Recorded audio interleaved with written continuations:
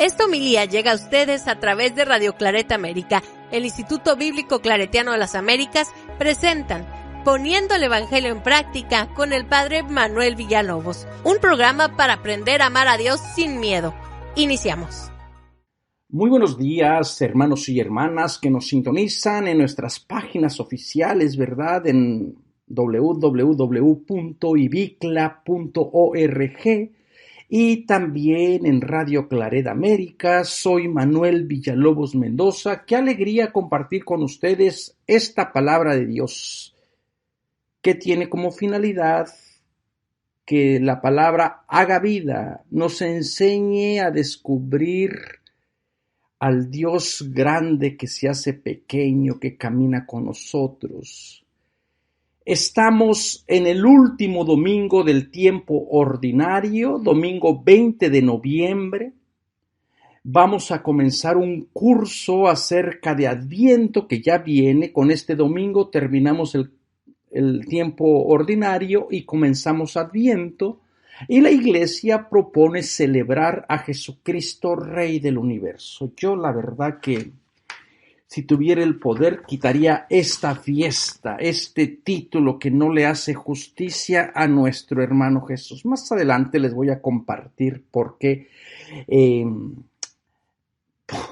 mi actitud a veces tan pesimista acerca de Jesucristo como Rey del Universo. Bueno, así que hermanos y hermanas, estamos entrando en un tiempo muy especial, muy importante, y qué bueno que nos vayan acompañando, ¿verdad? Estamos también ofreciendo un curso para preparación para el Adviento, un curso que se llama Celebrando el Adviento, diferentes personajes que aparecen en el Adviento: Juan Bautista, María, los pastores, las profecías de Isaías. Bueno, todo esto vamos a estar reflexionando, así que les invitamos a que se inscriban. Va a ser toda una semana del día, creo que es déjenme les cuento exactamente cuándo va a ser, veo aquí en mi calendario, que no lo tengo enfrente de mí. A veces la gente piensa que tengo toda la Biblia, tengo esto, tengo lo otro. A veces cuando se me olvida algo, cuando digo, va a ser del día 28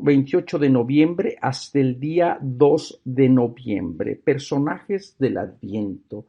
Así que ya lo saben, hermanos y hermanas, hay que celebrar este Adviento preparándonos, y qué mejor manera de preparándonos que reflexionando juntos la palabra de Dios. Bueno, como les decía, este evangelio es para el día domingo 20 de noviembre y está tomado de Lucas. Seguimos con Lucas, capítulo 23, 35, 43. En aquel tiempo, las autoridades hacían muecas a Jesús diciendo: a otros ha salvado, que se salve a sí mismo, si él es el Mesías de Dios, el elegido. Se burlaban de él también los soldados, ofreciéndole vinagre, diciendo: si eres tú el rey de los judíos, sálvate a ti mismo. Había encima un letrero en escritura griega, latina y hebrea: este es el rey de los judíos. Uno de los malhechores crucificados lo insultaba diciendo: ¿no eres tú el Mesías? Sálvate a ti mismo y a nosotros.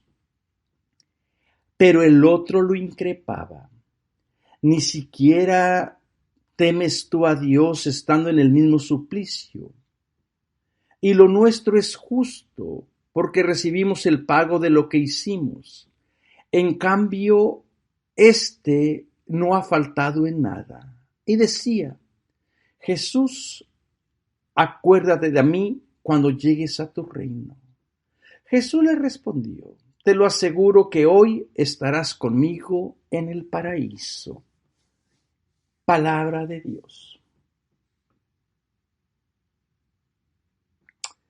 Dejamos un momento para que esta palabra se haga vida en nuestras historias. Reflexionamos acerca de la vida de un crucificado. ¿Qué efecto tiene la vida de un crucificado? Y con la cruz, bueno, aquí parece que viene un poquito ya del reino, el rey de los judíos, y probablemente por eso la liturgia se usa este texto, ¿verdad? Pero la verdad es que esta es una burla, una parodia. Bueno, yo les comenzaba diciendo que para mí esta fiesta, para mí, en lo particular, a lo mejor habrá otra gente que sí quiera ver a Jesús como rey, que necesite tener esa experiencia de Jesús como rey, pero para mí, en lo particular, esta es una imagen que no le hace justicia a Jesús de Nazaret. No porque Jesús no se merezca el honor y la gloria. Todo honor, toda gloria, toda rodilla se doble al nombre de Jesús, pero no porque fue rey. Porque supo encarnar al Dios grande de una manera extraordinaria, supo descubrir a Dios grande en los pobres, en los huérfanos, se hizo cercano. Regularmente los reyes no son cercanos. Bueno, entonces por eso les decía que para mí esta fiesta no debería tener razón de existir. Pero ¿quién soy yo? Un pobre mortal que no tiene ni voz ni voto, ¿verdad? Entonces, fíjense que esta fiesta es muy reciente. Este es un invento prácticamente del año, o apenas la pusieron en el 1925. El Papa Pío IX la propuso en este año porque la situación mundial estaba muy compleja. Acababa de terminar la Primera Guerra Mundial unos años antes. La gente quedó como con un sentido de inseguridad, no hay paz, no hay tranquilidad a nivel mundial. Comenzaron a surgir movimientos, muy totalitarios. Europa totalmente destrozada por la guerra, al igual que Estados Unidos. Y el Papa pensaba que la humanidad se había alejado de Dios, de Cristo, de la familia, y por eso había surgido la Primera Guerra Mundial, ¿verdad? Y que él en su mente como que creía que si no había paz, no había armonía, mientras la gente o mientras los pueblos, las culturas no se rigieran por el imperio de Cristo Salvador. Así que como que él miraba o creía que si toda la humanidad volvía a Cristo con esta idea de un Cristo emperador universal, de un Cristo rey, se podía garantizar la armonía, se podía garantizar el bienestar de la humanidad. Entonces, como que él trataba de restaurar el reinado de nuestro Señor, cosa que es muy bueno, pero el reinado hay que entenderlo desde la experiencia del Evangelio, ¿verdad? Y regularmente esta fiesta se celebraba en el mes de octubre. Ni siquiera se celebraba donde la celebramos ahora, que es en el último domingo del tiempo ordinario, ¿verdad? Pero en 1970 la trasladaron para el último domingo del tiempo ordinario. De esta manera querían enfatizar que Jesucristo era Rey del universo. Se cerraba todo el ciclo.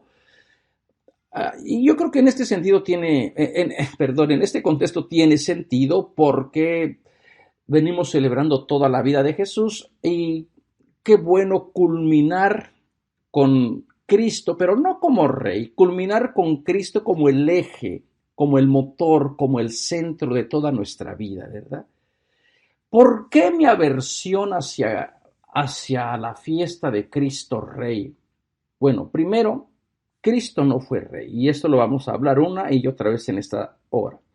Segundo, casi que me atrevería a decir que en cada época, que en cada momento de la historia, siempre que surge un rey, los reyes son prepotentes, arrogantes, distantes, opresores, oprimen.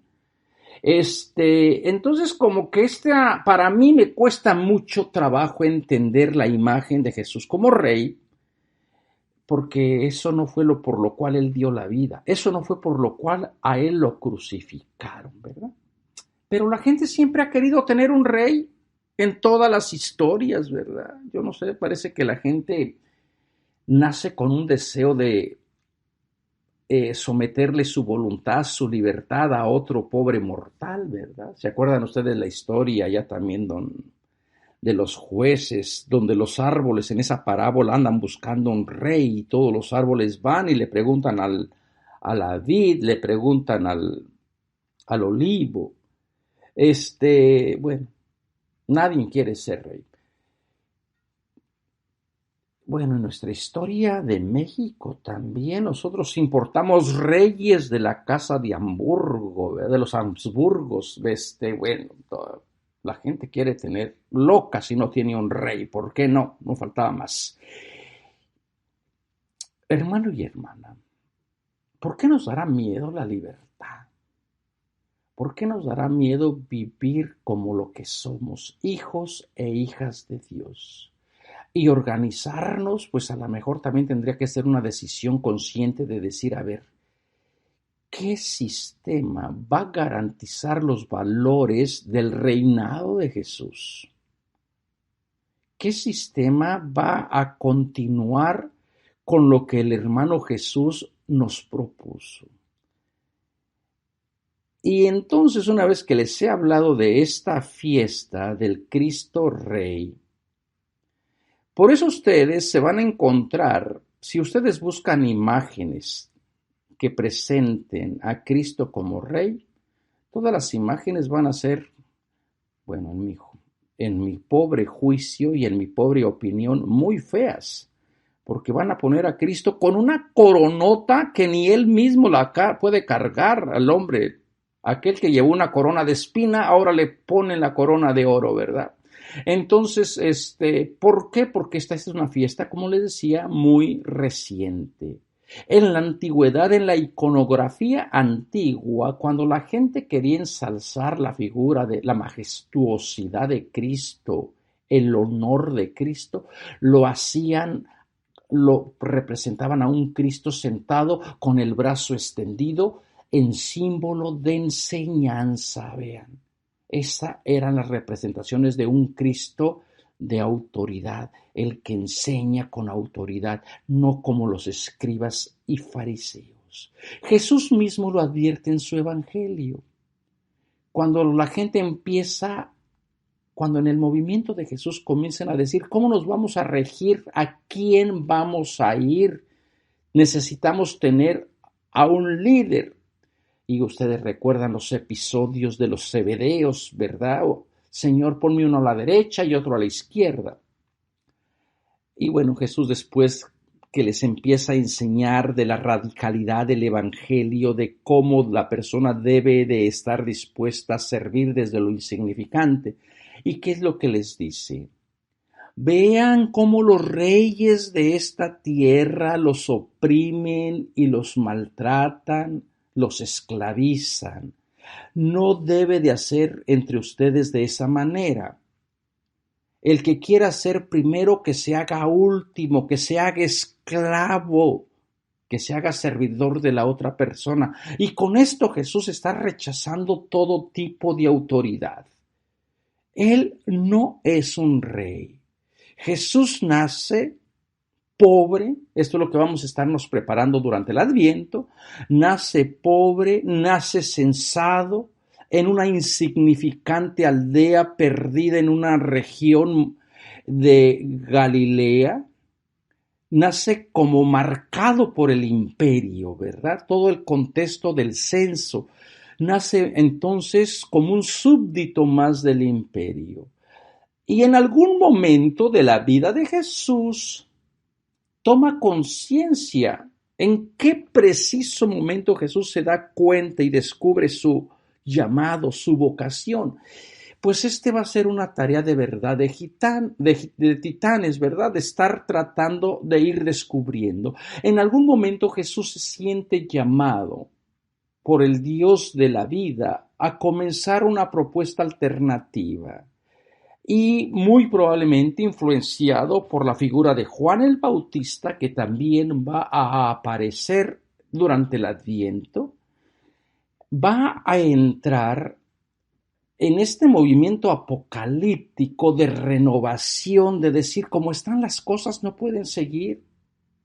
Mientras la gente tenga hambre y se le sigue explotando, diciendo que esa es la voluntad de Dios, esto no se sostiene. Mientras la gente esté enferma y los sacerdotes y la ley y el sistema de pureza digan porque es que son empecatados, porque no cumplen la ley ni de Moisés, es por eso que están enfermos, y no solamente enfermos, ahora también empecatados, y por eso tienen que separarlos.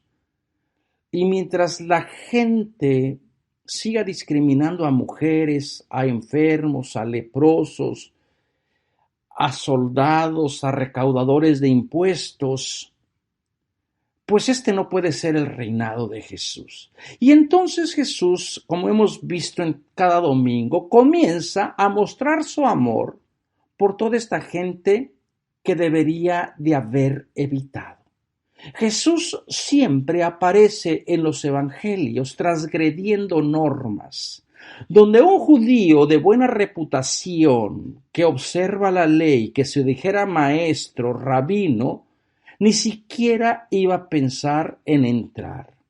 Jesús entra en casa de pecadores, casa de saqueo, se sienta a la mesa, come con recaudadores de impuestos, es amigo de prostitutas, no una muy buena asociación, ¿verdad? Toca a personas con lepra, y todo con una finalidad de hablarles que el reino de Dios también es para gente como ellos y para ellas. Y todas estas acciones que Jesús está haciendo demuestran que el reinado de Jesús no se da desde el poder, el reinado de Jesús no se da desde lo alto, no se hereda. El reinado de Jesús se tiene que aceptar como un don gratuito del Dios grande que se solidariza con los pequeñitos, con los marginados. Entonces, esta propuesta de Jesús de ir comiendo, de ir acercándose a los enfermos, de ir diciendo que no son los buenos los que necesitan al médico, sino los enfermos, y que también ellos y ellas son hijos e hijas de Abraham, entonces va a causar conflicto, especialmente con el orden religioso. Y parece que Jesús comienza a predicar desde el margen, desde la periferia, va camino a Jerusalén, y en el camino se va encontrando con una infinidad de gente que parece que le van ayudando a Jesús a tomar conciencia. Tengan cuidado o estén atentos con quién se encuentran en el camino, porque en el camino aparecen tantas historias, tantos rostros, que a uno le pueden iluminar. Yo en estos momentos no puedo manejar, entonces estoy utilizando el transporte público. Y es increíble lo que uno observa. De mi casa hasta la oficina, utilizo el metro de aquí de Chicago. Y ustedes, si les describiera lo que yo veo a la gente de otro país, a lo mejor de otra ciudad, me dirían, Manuel está mintiendo. Solamente la gente que vive en Chicago, que usa la línea del metro de Chicago, sabe de lo que les estoy diciendo. Gente totalmente marginada, alcoholizada, drogada, enferma mental, esquizofrénica. La primera vez que me senté y como a los 2 minutos comenzó uno a pedir el dinero a todos. Yo dije, ay, parece que estoy en la misa. A los otros 5 minutos volvió otro. Y uno dice, ¿de qué estamos hablando aquí? ¿Cómo llevar el mensaje de Jesucristo a esta gente que vive en estos espacios?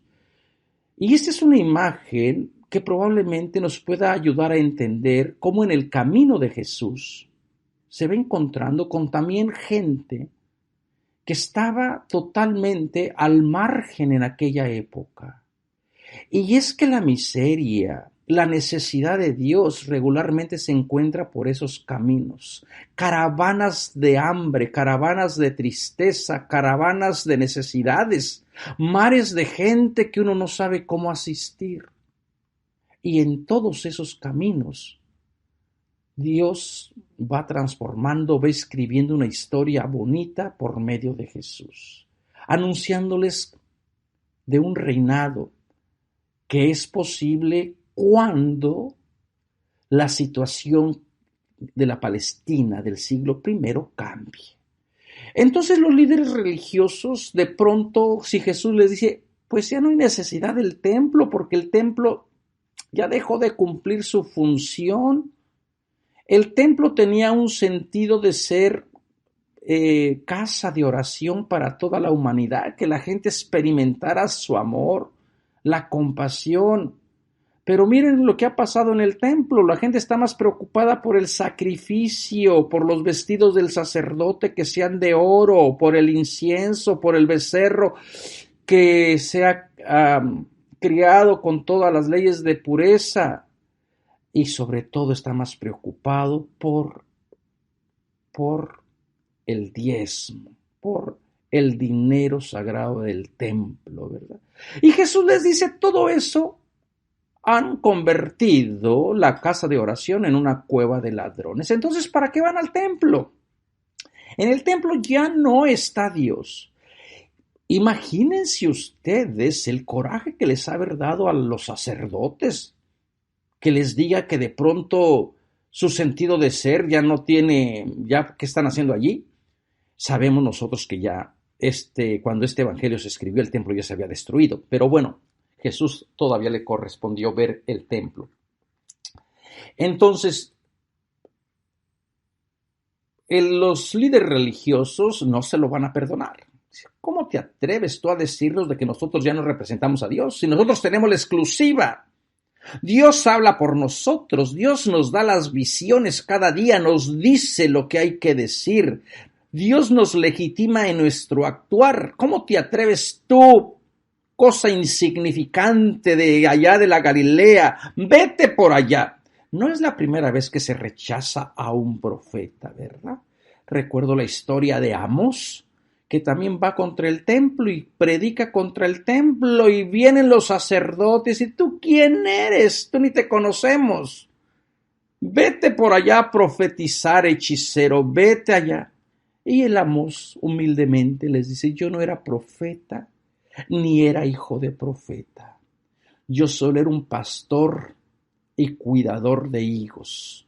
El Señor me tomó y me dijo, ve y profetiza. Y este es el Espíritu de Dios que toma gente, como a nuestro hermano Jesús, para ir concientizando que el reinado que Él propone tiene que ser un reinado, no me canso de decirle, les dije, que abrace a los insignificantes. Entonces, los que tienen el poder del templo no lo quieren soltar. Uno habla en contra del templo, de los sacerdotes y se le vienen encima. ¿Por qué? Porque han encontrado un negocio. Han manipulado el evangelio. Comienzan a enriquecerse a expensas del pueblo. Y ahora con la pandemia, la gente ha experimentado que efectivamente el templo es bonito, pero si no lo tienen, también pueden experimentar a Dios. Y allí está nuestra misión, es cómo llevarles a Dios a la gente que está en el templo, pero también a los que no están. Cómo llevarles la presencia de Dios a los que nos encontramos diariamente en el vagón del metro, de la línea roja de Chicago. ¿Cómo llevarles este mensaje a esta gente que ha sido marginada, que ha sido olvidada? Hermano y hermana, ¿cómo llevarles? Escríbame en los comentarios cómo llevarle a Dios la buena noticia de que son parte de este reinado de gente insignificante en los espacios donde la iglesia oficial regularmente no va. ¿Qué espacios no son bienvenidos? ¿Qué periferias tiene usted en su ciudad?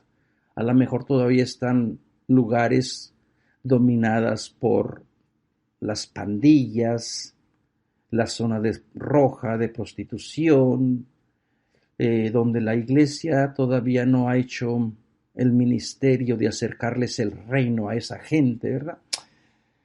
Escriba por allí. ¿Usted qué piensa? A lo mejor va a decir, no, esta hora estoy totalmente fuera de contexto. Bueno, entonces Jesús en su camino les va mostrando a esta gente que el templo rechazó una propuesta diferente para decirles, el templo lo rechazó porque han rechazado también a Dios. Dios ya no está allí y no va a ser la primera vez que Dios abandona el templo, ¿verdad? En los profetas continuamente Dios abandona el templo. En Ezequiel, precioso Ezequiel, la gloria de Dios abandona el templo. Bueno,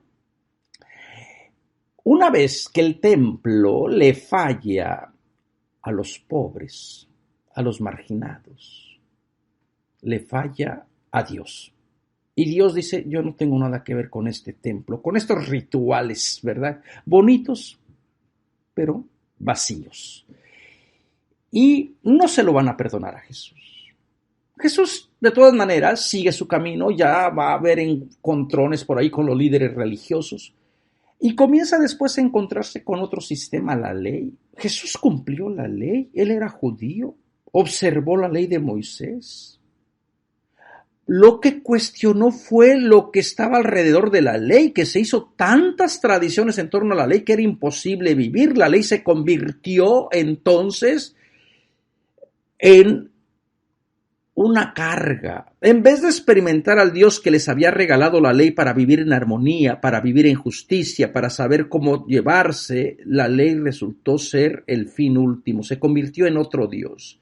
Y Jesús dice, esto no puede tampoco ser porque la ley ya no da vida. La ley estaba hecha para la humanidad, no la humanidad para que se sometiera a la ley, ¿verdad?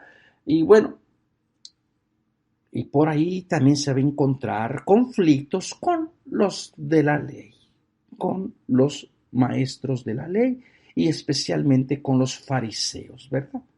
Continuamente van a entrar en controversias por cuestiones de la ley.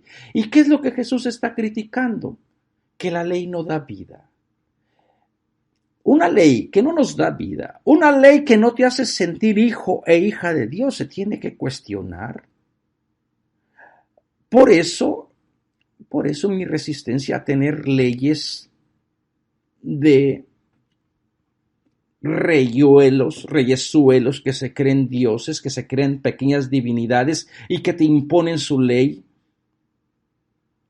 Una ley que no está basada en justicia, en el bien común, en vivir dignamente, se tiene que cuestionar. Se tiene que analizar a la luz de los valores de Jesús, ¿verdad? Entonces Jesús sigue su camino y se va encontrando también de aquí y de allá con el poder político. Y va a cuestionar también el poder político de decir, a ver, ¿por qué estamos así? ¿Por qué hay tanta gente que tiene hambre? Todos los evangelios nos narran una multiplicación de panes. Esto tuvo que tener alguna referencia al Jesús histórico.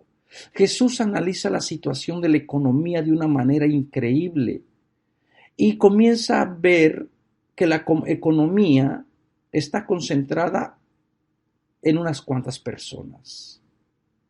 Y comienza a decir ese tipo de economía que acapara, que se acumula, no es la que Dios quería. Acuérdense ustedes de la parábola, lo que pasa es que la gente no lo ve con ese sentido. Todo lo espiritualizan. Del hombre que tenía una gran cosecha, que juntó, que almacenó, que destruyó los granos, pero todo es él, yo voy a ser, yo me voy a dar a la gran vida. no es Dios nos dio una gran cosecha. Celebremos, hagamos la fiesta, comamos como el Padre misericordioso, ¿verdad? Bueno, entonces la economía estaba mala en el siglo I. Estaba y está, ¿verdad? La economía no fluía, solamente estaba en unas cuantas familias y el imperio controlaba todo. Había un dicho de los rabinos de tiempo de Jesús que decían: del cielo cayeron 10 bendiciones y Roma se quedó con 9. Es decir, 90% de la economía era para el imperio y el resto del mundo vivía con el 1%. Yo sé que mi amigo Jesús Peláez, que también nos hace el favor de compartir su reflexión, él es experto en el tema de la economía en tiempo de Jesús. Y nos puede decir, o le pueden mandar allí preguntar, cómo estaba la situación económica en el siglo I. Y la verdad que era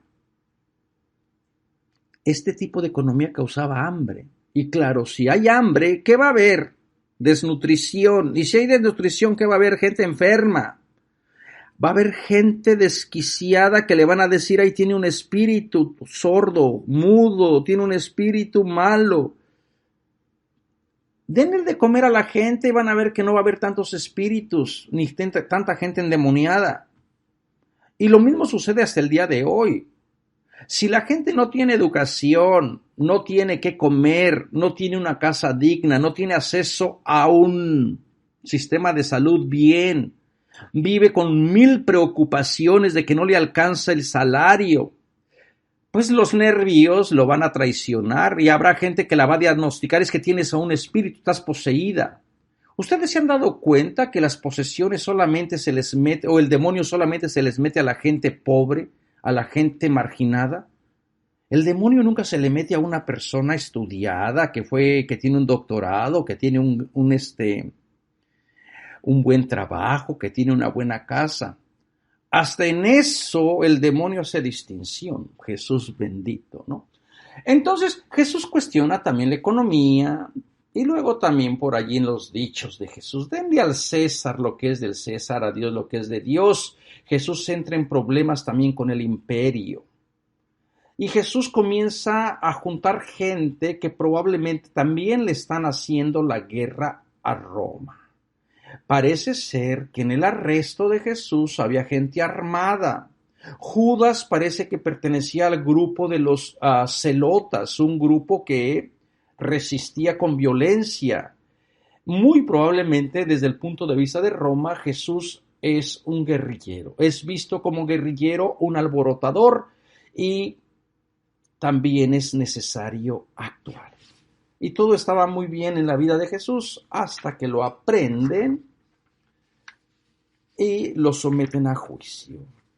Y entonces en el juicio de Jesús, todas estas son las causas de su reino, de por qué es que lo crucifican, de por qué es que lo matan. Y de la manera más cruel, más horrenda, de una manera que causaba espanto, que causaba horror. Y fíjense cómo comenzaba el evangelio, que las autoridades hacían muecas a Jesús. Entonces son las autoridades, las muecas no es de que le tuerza la lengua, le saque la lengua, le tuerza así la boca. Es burlarse, es la humillación total, ¿verdad? Recuerden que para aquella cultura tener honor, defender su honor, su integridad era sumamente importante. Un crucificado que fue incapaz de defender su masculinidad, Jesús ya sufrió todo tipo de tortura, lo flagelaron, le quitaron su ropa, exponerlo públicamente. Si ustedes quieren saber más de esto, a las personas que están en Estados Unidos, pueden comprar mi libro sobre cuerpos abyectos. Todo el libro está relacionado sobre la muerte de Jesús, cómo era la muerte del crucificado, cómo era la muerte de la persona que era sentenciada a cargar la cruz. Entonces, a estas alturas, Jesús ha sido totalmente violentado, su cuerpo totalmente violentado, no ha podido defender su masculinidad, su cuerpo ha sido expuesto, le han obligado a cargar la cruz y las autoridades ahora se están riendo. A ver, tú que tenías pretensiones de cambiar la historia, ja, ja, ja, mira dónde estás, ¿no? ¿Tú qué pensabas que con tu acercamiento del reinado de tu Dios, verdaderamente el Dios iba a actuar? Mira en qué suplicio estás.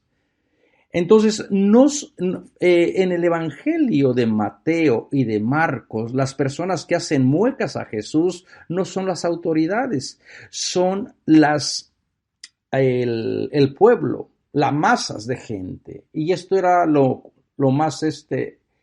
esto era la gente que regularmente iba a burlarse del crucificado. Tenían gran morbo por ver cómo moría el crucificado. Por eso es que a los crucificados los ponían en lugares altos, al pase del camino, para que toda la gente lo viera. Trataba de dar un mensaje, ¿verdad? Y la gente regularmente iba, les escupían, se burlaban. Entonces, pero aquí no es la chusma, no es la gente, no es las multitudes, sino las autoridades, los que tienen poder. Los que al final ejercen el poder sobre el cuerpo violentado de Jesús. Y comienza la primera acusación. A otros ha salvado, que se salve a sí mismo, si es el Mesías, el Hijo de Dios. Esta es la propuesta, que se salve. Jesús, sálvate a ti mismo, ¿se acuerdan? Que es lo que está detrás. Por allá Jesús en el capítulo 4, versículo 23, había dicho, probablemente me van a decir aquel dicho, médico, cúrate a ti mismo. Bueno, la misma construcción por allí. Entonces tiene que hablar de salvación.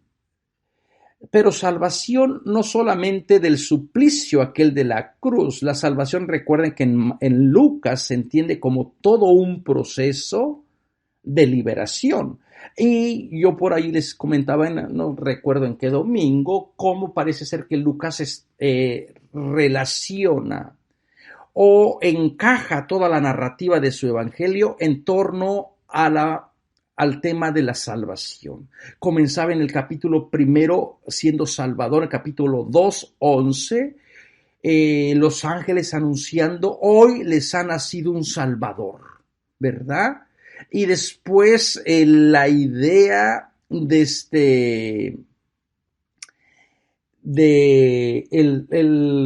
hoy ha llegado la salvación a esta casa con la historia de Nicodemo, nuevamente a la mitad del evangelio, y ahora que estamos ya al final, sálvate y hoy estarás conmigo en el paraíso. Entonces es el hoy de la salvación que se viene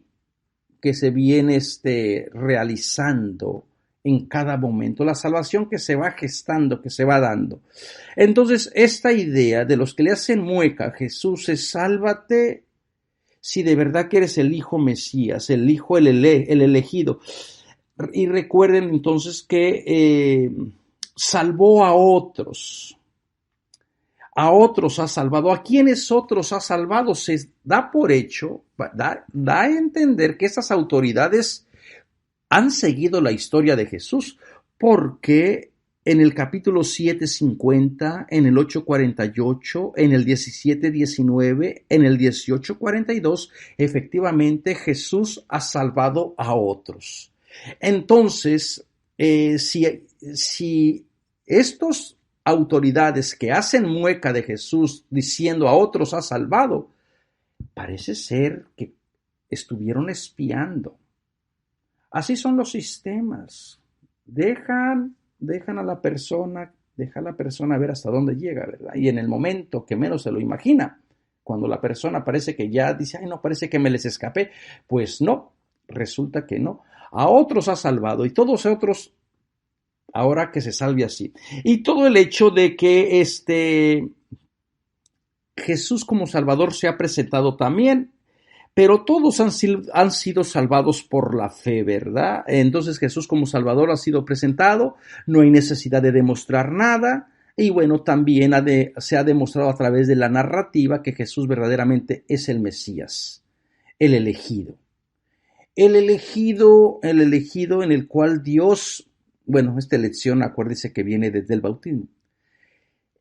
Y dice, bueno, también interviene otro grupo. Después de las autoridades, viene otro grupo también de autoridad. Se burlaban de él también los soldados, ofreciéndole vinagre, diciendo, si eres tú el rey de los judíos, sálvate a ti mismo. Ok. Aparece entonces la figura de los soldados. Fíjense que en el Evangelio de Lucas y de los Hechos de los Apóstoles, muchas historias de soldados, de centuriones, de gente de poder aparecen en la narrativa. Habían aparecido también los soldados allá con Juan el Bautista, ¿no? Que Juan les decía, ustedes tienen que conformarse con la paga.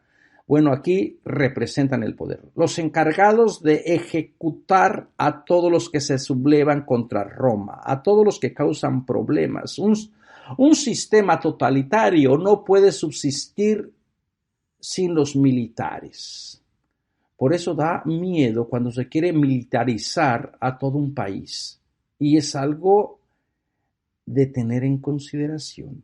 Entonces, los militares, los soldados, antes de hablar, bueno, se burlan.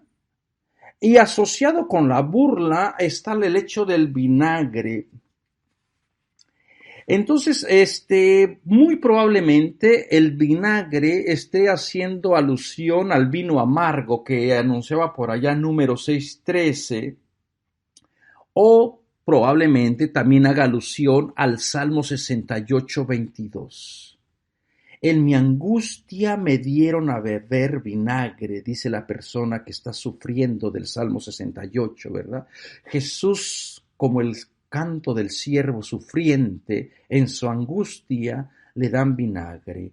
Aunque también el vinagre tenía otras propiedades medicinales que se brindaba a veces a los sentenciados, a los crucificados, como un narcótico. Por las mujeres regularmente de Jerusalén, las mujeres ricas regularmente hacían como este último acto de caridad sobre el crucificado, iban y le ofrecían vinagre porque servía como narcótico. Entonces no sería un acto de burla, sino más bien sería un acto de compasión, si es que se brinda con este sentido, ¿verdad? Pero yo creo que aquí más bien es el vinagre. Lucas lo utiliza para hacer la referencia al Salmo 68. En mi angustia me dieron vinagre. O sea, ya la situación está mala y la gente viene a empeorarte, ¿verdad? Y la misma sentencia. Si eres tú el rey de los judíos, ahora ya le dan título. Ya no solamente es Mesías de Dios, el elegido, ahora al grupo del poder, al grupo de los militares, es decir, tú que querías ser tú que querías ser rey y que andabas con tus pretensiones del reinado que no es de este mundo, que no sé qué, bueno, sálvate, salve César, sálvate a ti mismo. Y luego había encima el letrero en escritura griega, latina y hebrea, este es el rey de los judíos. Bueno, era común para los crucificados ponerles o llevar un emblema de la causa del por qué se les crucificaba, ¿verdad? Recuerden que esta idea de la cruz que nosotros conocemos no es la cruz o la imagen de esta cruz no tiene nada que ver de la cruz de Jesús.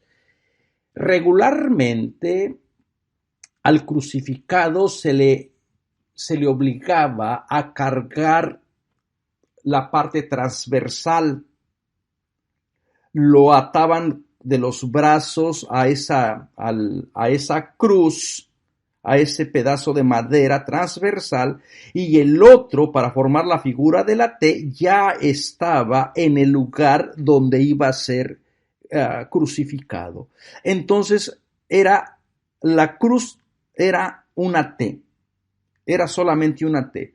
Lamentablemente, porque hay que colgar el letrero, a los artistas dije, bueno, pues ¿de dónde lo colgamos? Pues hay que ponerle otro palito para arriba a la T y así ya le ponemos allí. Y bueno, esta es la idea que la gente se ha quedado.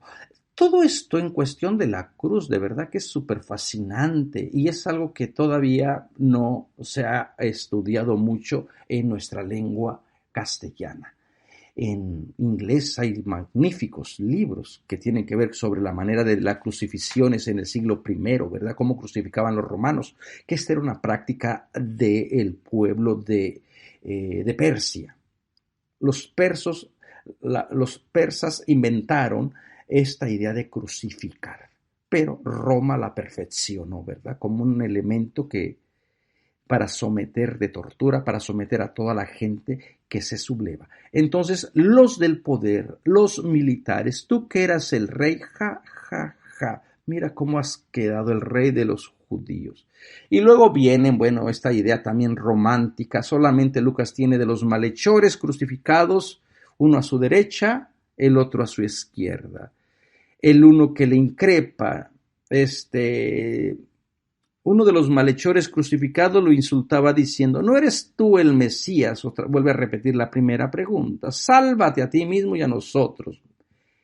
El otro lo increpa, ¿verdad? Todo el mundo conoce la historia de estos dos malhechores y ladrones, ¿verdad? Todo el mundo lo asocia con Dimas y con Gestas. Esta es una tradición apócrifa que aparece en otros evangelios apócrifos. De allí sale esta historia de Dimas y de Gestas.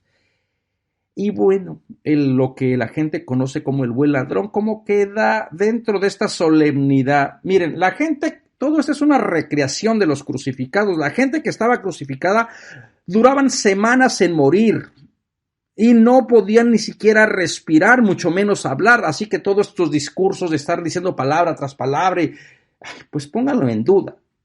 La gente está estos crucificados estaban verdaderamente en una situación de suplicio, pero Lucas les da voz con la intención de dar a conocer su mensaje.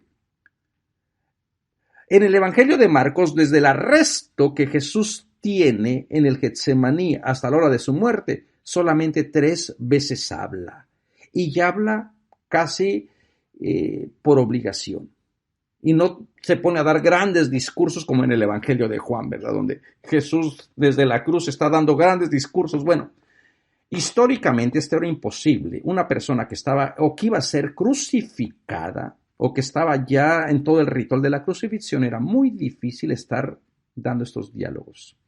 Y bueno, al final el último es para que aún en este dolor, en este sufrimiento todavía se da un momento de esperanza para preparar el episodio de la resurrección. Hoy estarás conmigo en el paraíso.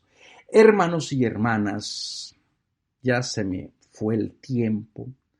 Les invito a que ustedes descubran a Jesús como rey, pero rey de pobres, de marginados, de ilegales, de gente que no tiene dónde reclinar la cabeza. Si esa es su imagen de Jesucristo, celebremos esta fiesta.